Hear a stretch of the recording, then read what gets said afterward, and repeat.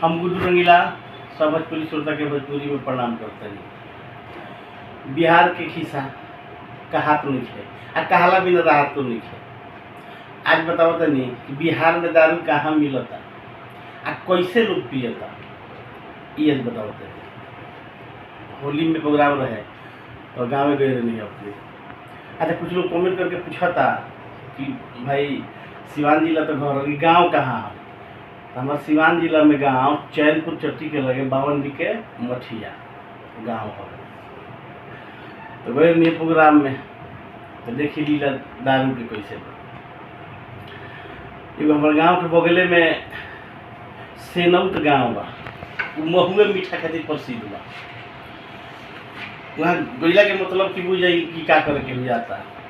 एक बारे हमारे गांव में पीके गिरी नाम में से बुझात हुई पीके गिरी एक नंबर के चुमाटी घोरे ना पिएला मैं जाने न उतरी करा तो जाते रहता आवाज धनी ए पीके बाबा, अरे हरे वो काम भैया कहाँ जाता रहो।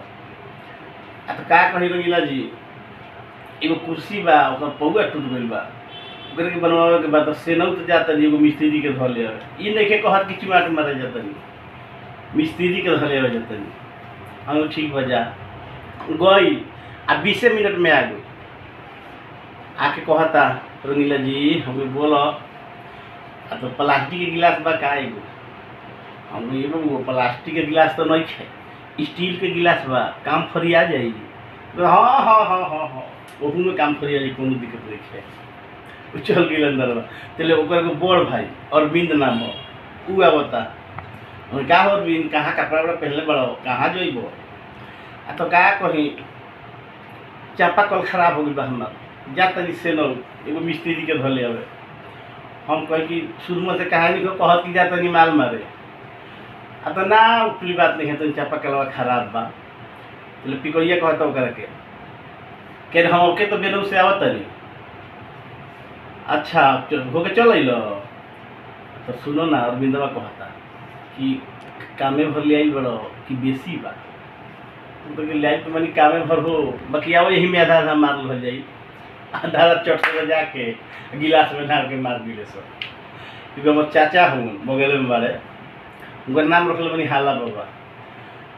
तो लोग बोले हमारा कौन ये हाला बाबा है वो जानता हो बिहार में दारू बंद हो गई, बहुत बढ़िया भाई नीतीश कुमार इतना बढ़िया काम कैले, बहुत बढ़िया हुई दारू बंद हो गई। तो कहते रहे कि बगली में पैसा बा कतना लिया दी, एक झोरा लिया दी। हम कही कि ना कहाँ से ले आइबो। तो उसी तरह का मतलब कहाँ से ले आए, तरा पियला से मतलब बा माल फेंको तमाशा देखो। हम कही ना हमारा ना चाहिए, हम दिल्ली जिंदा बदलवा। तो अब गाना के द्वारा लोग सुनाओ तनी कि बिहार में दारू कैसे का बा। अरे गजबे बलीला अपना बिहार के, चोरी छुपे सबे दारू पियतावे झार के।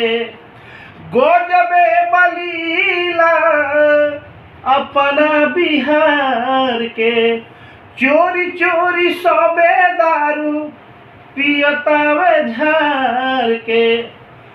तो जहवा पठातावे ईटावा ओही जा मिलो तावे महुआ मीठावा।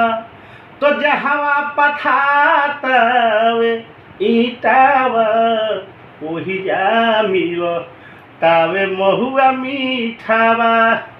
अरे 100 के बदला 1000 लोग दी, पिए आला मानी ना जरूर दारू पी। तो 100 के बदला 1000 लोग दी, पिए आला मानी ना जरूर दारू पी। अरे तो दारू से छूटत नहीं खेप्रीतावा वही जा मिलो तावे महुआ मीठावा। अरे तो दारू से छूटत नहीं खेप्रीतावा तो वही जा मिलो तावे महुआ मीठावा। अरे लीले आला लीलतावे हिले आला हिलता। अरे तो के नइखे जानत की कहाँ दारू मिलता। लीले आला लीलता या हिले आला हिलता। तो के नइखे जानत की कहाँ दारू मिलता। तो पी के पटाइल रहे हितावा वही दारू मिले महुआ मीठावा। अरे तो पी के पटाइल रहे हितावा वही जा मिलो तावे महुआ मीठावा। अच्छा लगे तो लाइक शेयर कमेंट जरूर करें, आगे भी भेजें। प्रणाम, जय श्री राम।